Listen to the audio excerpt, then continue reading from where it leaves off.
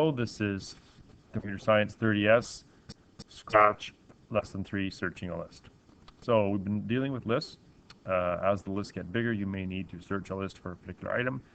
Remember that each item is referred to as an element in standard computer science terms. So that's pretty much any language we refer to an item in a list as an element. Scratch and BYOB have a built-in searching command. This script finds out what name you're looking for and basically confirms that it's in the list. So it really isn't very useful. I'm just going to show you how that works here.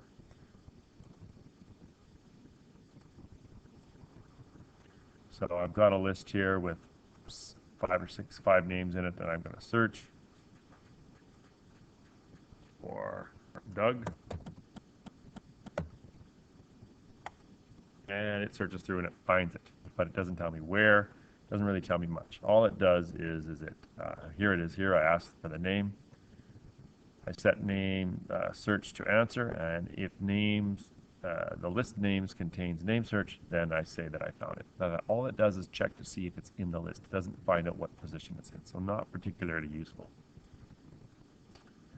Suppose we have two lists that exist in parallel. For example, this might be a list of names with corresponding high scores or phone numbers or ages or addresses or any kind of database kind of thing. We would call this a parallel list or a parallel array. Here's an example. Suppose I've got a list of names: Adam, Bob, Carol, Doug, Ernie, and I think there's one more, maybe Frank here, number 6. And their high scores: 12,000, 10,500, 9,500, 9,200, 7,800. Now suppose that item number 3 of the names is Carol, right here, and item number 3 of the high scores is her as well. Now, in fact, in this case, Carol's score is 9,500. We will refer to these as parallel lists or parallel arrays. The index is matched. The third element in each list has a relationship. They belong to the same thing. This is Carol's name. This is Carol's high score. You could have multiple lists. You could have Carol's email address, her cell number, her house address, various types of things, her age, her birthday, what have you. Okay? We again refer to these as a parallel array or parallel list. So we're going to write some code now to find a certain person's high score. So we're going to perform what we call a linear search, since we have to search each element of the list one at a time. So basically we're going to look at each element in the list. So what I'd like you to do is to get the file Scratch Linear Search List. You can probably get it on Schoology.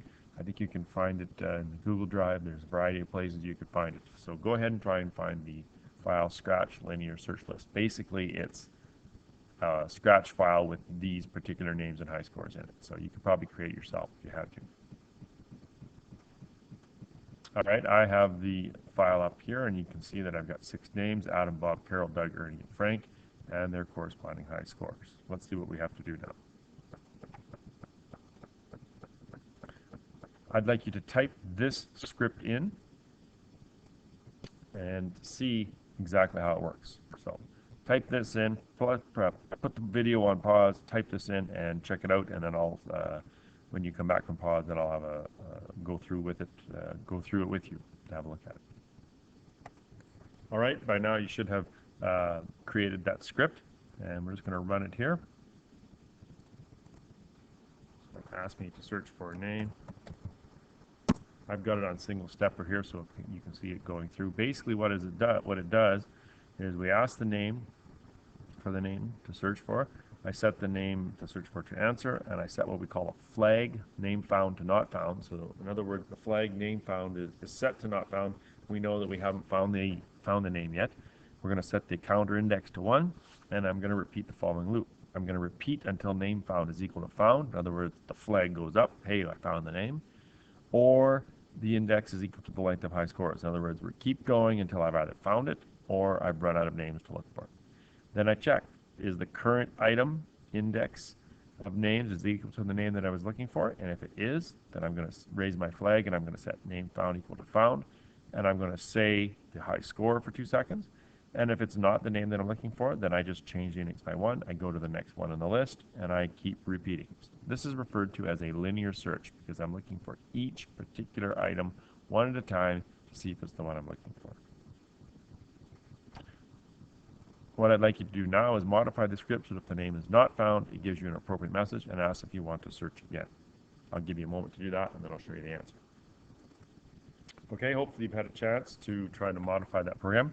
What I've done is I've created a new, well, first of all, if after my loop, if name found is still equal to not found, in other words, if my flag is downed, if I haven't found the name, then I'm going to say, sorry, I could not find that name. And then I'm going to ask the question, do you want to search for another name, yes or no? I created a new variable called search again, and I've set that equal to the answer. And I've set a giant repeat until search again equals no. So to begin with, search again isn't anything. It goes through the list, it goes through the search first of all. If my search again is yes, then I simply go back to the top. Is it equal to no? No, it's not. So I keep repeating. I keep repeating the loop until search again equals no. And if you want to try that out,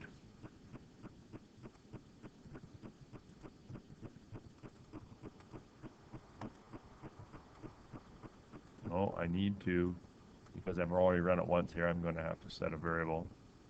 I need to set search again equal to yes. We're going to assume that we're going to have one search to begin with. Here we go. I can search for Carol. We found her. I search for Molly. She's not on the list. Something didn't work there. We'll have to modify this program here, see what's going on.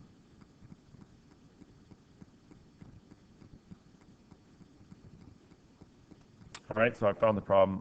The problem was that when I had my say, sorry, I could not find that name, I didn't have it for 2 seconds, so it was saying it very quickly, and then moving right to the question. So now it's going to work if I search for Molly. Sorry, I could not find that name. So hopefully you got that modification as well. Now, suppose someone came along and beat Carol's high score. How would we add a high score in the middle? So I'd like you to investigate the insert at blank of high scores command and see if you can insert a command, insert a high score. You'll have to do that on your own. Now the assignment to modify your rock, scissors, paper game to include the following. Game begins by asking for the player's name. It searches to see if they've played before. Use a list to keep track of former players. Use another list that includes their most number of wins. Dave has won 27 hands in one sitting. A third list also keeps the all-time top 10 players. Once the players choose to end the game, the program checks to see what their best score is and replaces it if necessary. So in other words, if Dave plays again and he won 47 times, then that goes into the list. It also checks to see if Dave is now in the top 10 list and inserts that score in the correct spot. The list should never get greater than 10 scores. Please also include a prompt for the player to save the program so that the list values are saved as well. And be sure to continue adding comments to your scripts. Good luck.